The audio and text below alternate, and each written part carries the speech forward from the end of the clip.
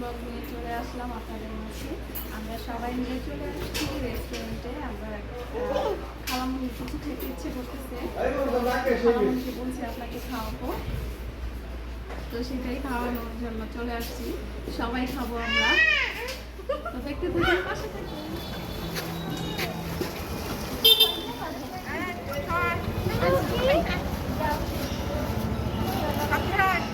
Tata, যাও আস্তে আস্তে,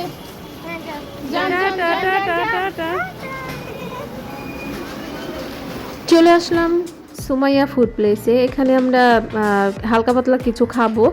আর আমার ছোট খালামণি যেহেতু খেতে চাইতেছে, এর জন্য আমার ছোট খালামণি যেইটা পছন্দ করে যা বা খেতে চাইছে যেটা সেটাই খাওয়াবো। তো আমরা টুকটুক করে ভিতরে চলে আসছি। আর আমার খালামণি মা বাচ্চাদের যেহেতু আগে পাঠিয়ে দিছি, এর জন্য তারা আগে এসে বসে আছে।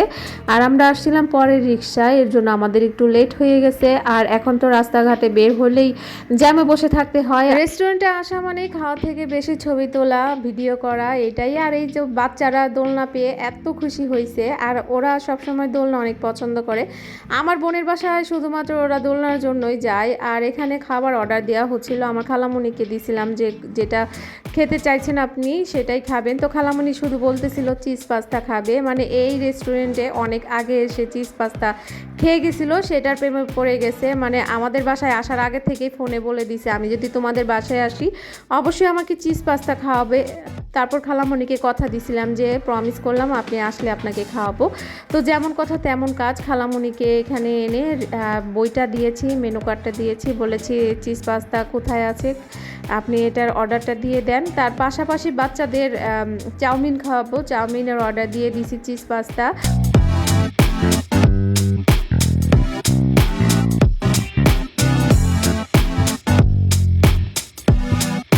ফ্যামিলির সবাই মিলে কোথাও গেলে কিন্তু অনেক গল্প হয়, মানে আমরা চুটিয়ে গল্প করেছি সেই দিন, অনেক ভালো লেগেছে। আর বাচ্চারা আমাদের গল্প শুনেছে, পাশাপাশি ওরাও খেলেছে। আর দোলনা যেহেতু পেয়ে গেছে, সেই দোলনার মধ্যে একটু পর পর যাচ্ছে আর আবার দৌড়ে এসে পানি খাচ্ছে। আর কি বলবো আপনাদের, বাইরে গেলেই আমার গলাটা যেন কেন যেন শুকায় আছে। ছবি তুলতে যে খাওয়ার অপেক্ষায় আছি আমরা সবাই, তাই না? খাওয়ার অপেক্ষায় আসি, খাবার দিচ্ছে না আমাদের। তুমি খাবা অমিত? তুমি কি খাবা অমিত? মাম খাবা? খাও, খাওয়ার অপেক্ষায় আছি কিন্তু খাবার দিচ্ছে না। প্লেট নিয়ে পয়সা দিচ্ছে, খাবার দিবে না আজকে। খাওয়ার অপেক্ষায় আছি কিন্তু খাবার দিচ্ছে না।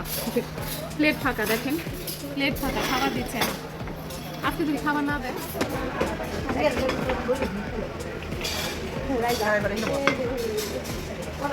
Oh my god. No. Oh my god. Yes? এই যে আমার ভাইয়া, এই যে আমার ভাইয়া।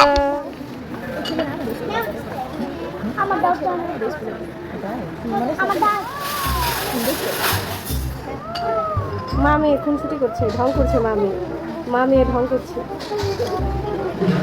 এই যে মেয়েটা পুরো পাগল হয়ে গেছে। এই যে আবার আবার আবার আবার আবার আবার মেয়েটা পাগল হয়ে গেছে।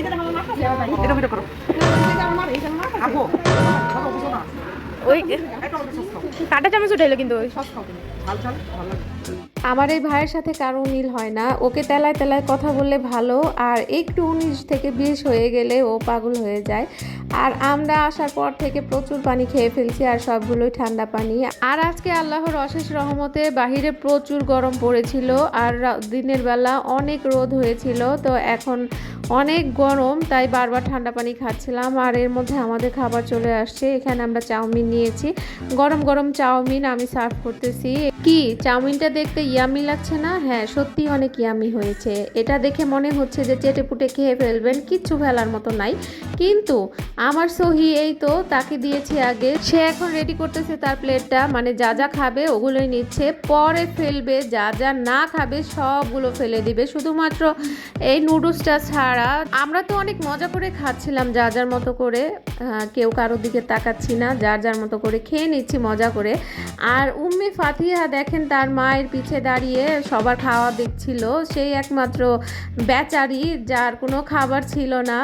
আসলে বাহিরের খাবার খাওয়া নিষেধ, ওকে ডাক্তার দেখানো হয়েছিল 2 দিন আগে, ডাক্তার বলছে ওকে বাহিরের খাবার দেওয়া নিষেধ, টোটালি নিষেধ।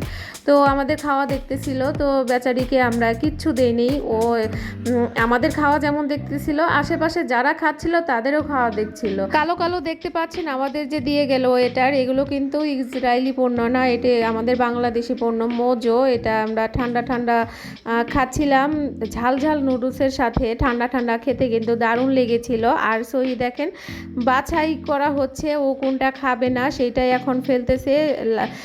গ্রিন ক্যাপসিকাম, লাল ক্যাপসিকাম, টমেটো, পেঁয়াজ, মরিচ যা আছে সব ও ফেলে দিচ্ছে সুন্দর করে বেছে বেছে, মানে ও এগুলো খাবে না। ও সবসময় এরকমই করে, ওর খাবারে অনেক বাজগোজ আছে, ও সব খাবার খায় না সহজেই।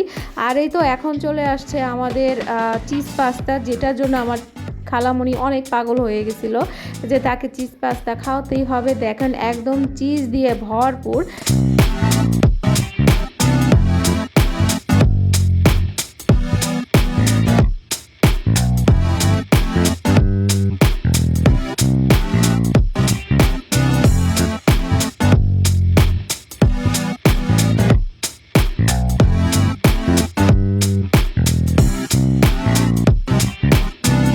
এখন চলে আসছে আমার বোন ওর ছোট্ট বেবিকে নিয়ে। ওর আরও আগে আসার কথা ছিল, কিন্তু ও ছোট্ট বেবিকে রেডি করতে করতে বা ওর ব্যাগ গোছাতে গোছাতেই সময় লেগে গেছে। তো এখন আমার বোন এসে ঝগড়া করতেছে যে তোরা তাড়াতাড়ি বের হয়ে যা, আমাকে ছাড়া কেন আগে ঢুকছিস, আমাকে ছাড়া কেন আগে খেয়ে ফেললি। তো আসলে ও আমরা যা যা খেয়েছি ও এগুলো কিছুই খাবে না, ওর সাথে ফোনে কথা হয়ে গেছে, ও বলছে ও শুধু কোল্ড কফি খাবে। তো সেগুলোর অর্ডারই দেওয়া হচ্ছে। কি খাবা দুধ খাইছো না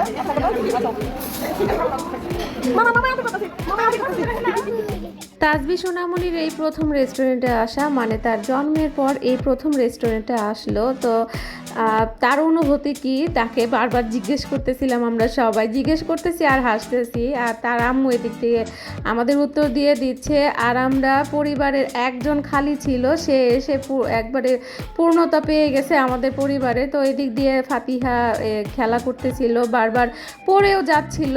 আর ওই বাচ্চাটাকে একবার টাচ করে সে চলে আসে ভয়ে।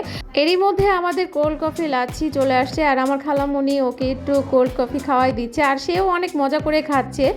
আর ওকে কিন্তু আমার বোন একটু চাও খাওয়াই দিছিল। আমার বোন যেহেতু চা পাগল, এই জন্য ও চাচ্ছে যে ওর বেবিটাও যেন চা পাগল হয় ওর মতো করে। তো আমাদের খাওয়া দাওয়া করা শেষ, এখন আমরা বাড়ির পথে রওনা দিচ্ছি। তো সবাই বের হয়ে যাচ্ছি, আবার আমার খালামণি আসলে ইনশাল্লাহ আবার আমরা বাইরে খেতে আসব। তো আজকের মতো আমার ভিডিওটি এখানেই শেষ করে দিচ্ছি। আপনারা সবাই ভালো থাকবেন, সুস্থ থাকবেন।